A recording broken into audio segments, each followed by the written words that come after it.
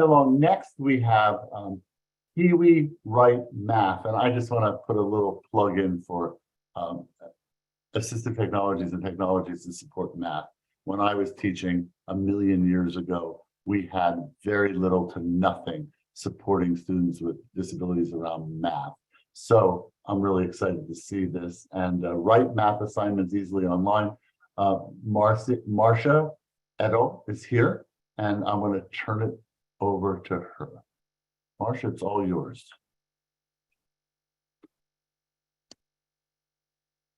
Let me click the share screen.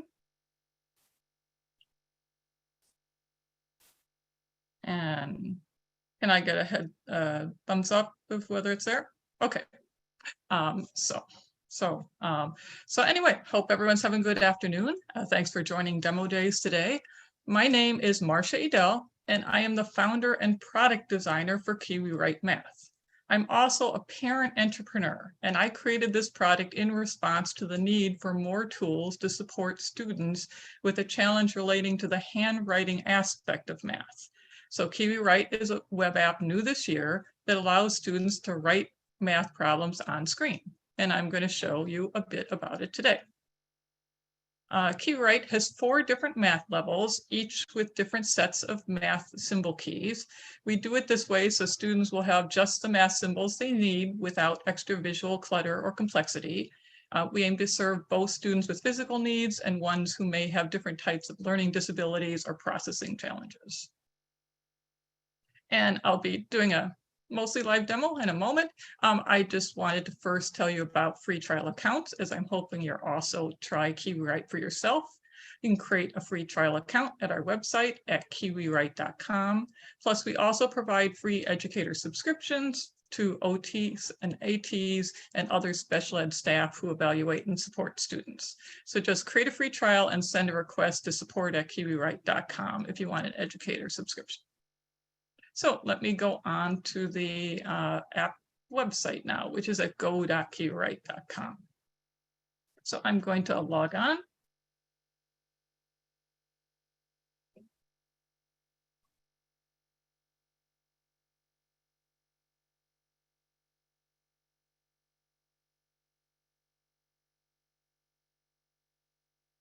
Okay, and so that opened directly into a level 2 screen. If it was the first time you had just created the program, you would have first gotten a screen asking you which of the first 4 levels you wanted to work in. You can always change that level later.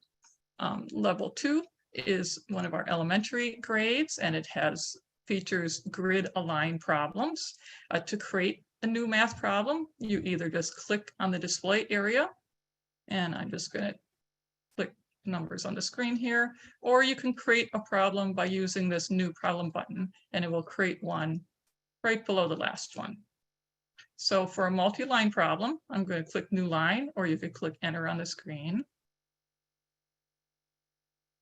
And then I'm just going to click the line segment tool here to finish this problem.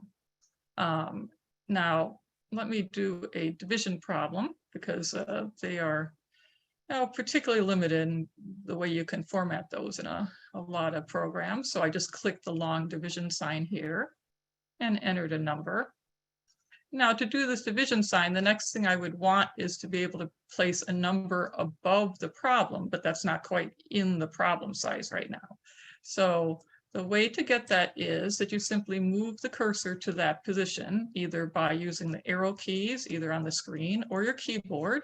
And then, as you said, there was a little new row that appeared there. You can also create new rows and columns directly around one of these problems by just clicking immediately next to it.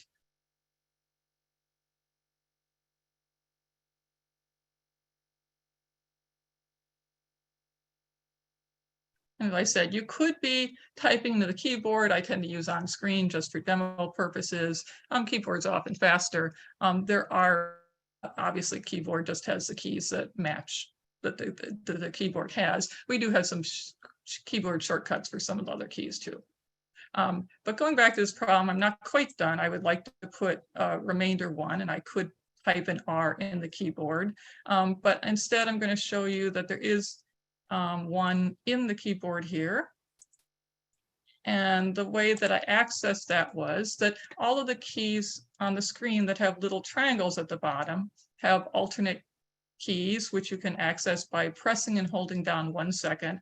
Or there's a user preferences option that you can switch that to a double click if you prefer. So there's units there.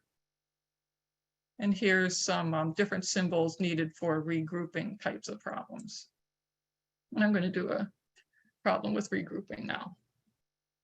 So I want to show a subtraction problem, and I'm pressing new line to get a new line. And then I am pressing the arrow to get a new column at the front of the problem. And now I'm going to click on the 2 to position the cursor the place that I want to cross off and regroup, and then use this symbol, which is the only symbol that works on top of another one. And it gives a little bitty space there for the regrouping because, you know, it was just how we could fit them in. Now, if you want to edit a problem, you know, you can go back to any of these other problems and work on them again. Wherever the cursor is where things will appear. So if you type in new characters, the problem will adjust and, you know, adjust again if you delete. So what I've been doing now has been working on a blank page, but I'm just looking at my time here. But you can also import worksheets and work on top of them. So if I go to the new file icon here, I'll get a choice of blank or import file. I'm going to click the import file. And if I clicked in this box now, I would get a standard open file dialog. So if you were on a Chromebook, an iPad, that would be a way that you could directly import something from a Google Drive.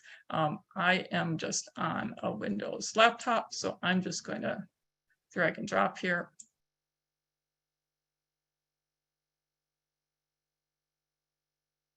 And so that is taking that imported PDF and just displaying a picture of it in the background.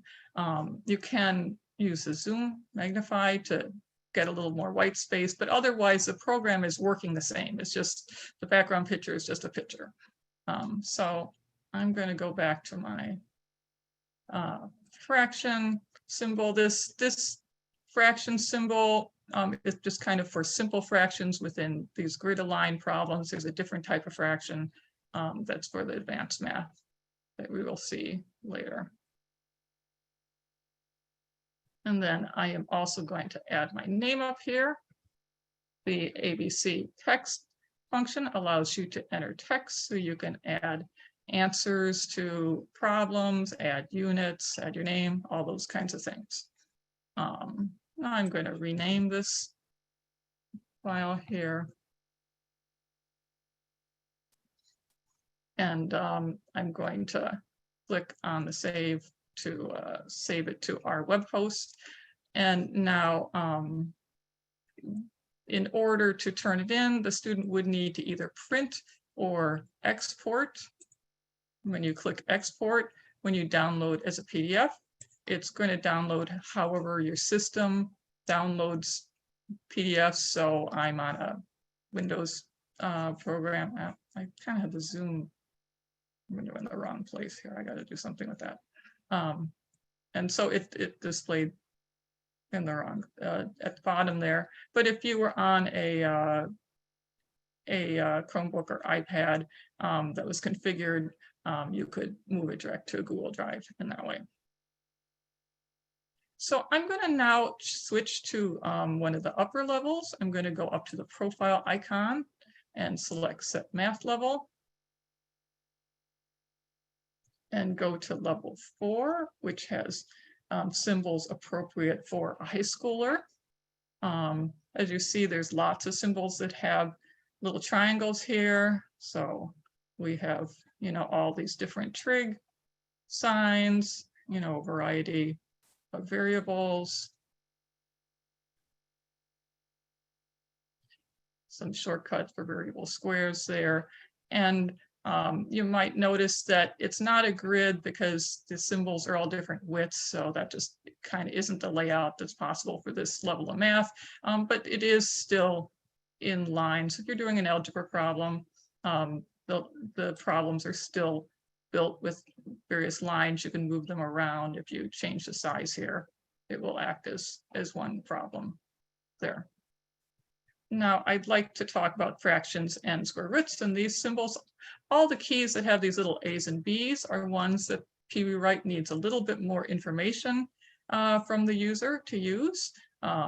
So I will demonstrate. I'm going to start with a square root and press the square root sign, enter 25. And at this point, you need to tell KiwiWrite that you're done entering under the square root sign within that math symbol, and you want to go on to the other, to the rest of the equation. So to do that, there's two ways. You can click this green button, which is the go on to the next part button, or you can do the same thing by pressing the keyboard enter key as a shortcut, which might be more familiar to more students. Fractions work in a similar way. There's just two parts. And I'm going to type using my keyboard for a little bit, just to kind of show you what the flow might look like for that. And within this, I'm going to use one of the keyboard shortcuts of Alt F for the actual fraction sign symbol. So I'm going to type 1, enter, 2, enter, plus Alt F, 1, enter, 3, enter, equals. I'm going to go up to a tool here, which duplicates the line, and go within this duplicated line to then edit it in order to kind of save some typing space and typing effort, and type times Alt F, 3, enter, 3, enter. I'm going to use the arrows. You can use arrows to step through a problem to get to places too. Times F, 2, enter, 2, enter. And I'm not going to finish this problem, but it gives you an idea. Fractions are not limited to just having simple numbers on the top, though. You can create complex equations with KiwiWrite. You can write quadratic formulas, advanced problems. You can nest problems within problems, or symbols within symbols, I should say. And you just keep pressing the green key or the return key, and it will just take you out of it. And if you want to edit within those, you can just go back in and the problem will shift for you.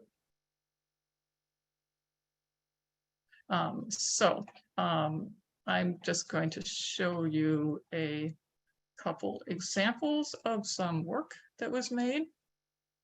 This is I clicked the open file. So these are the saved files.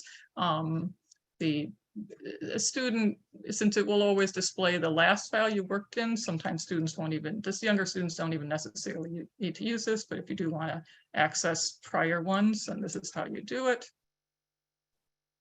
So here's an example of some higher math formulas made with this. And here is an example of an algebra sheet. It's I guess my video is being a little slow here. Took a little because of the video.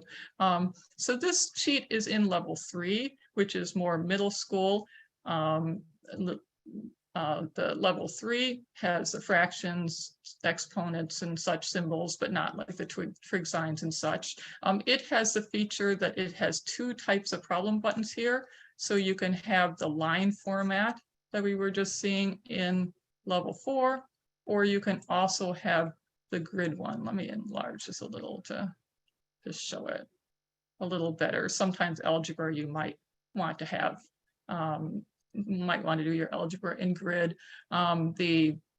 We added being able to have both types in response to user feedback, since middle school students often have to do, say, division problems yet exponents. So we were trying to provide what they needed.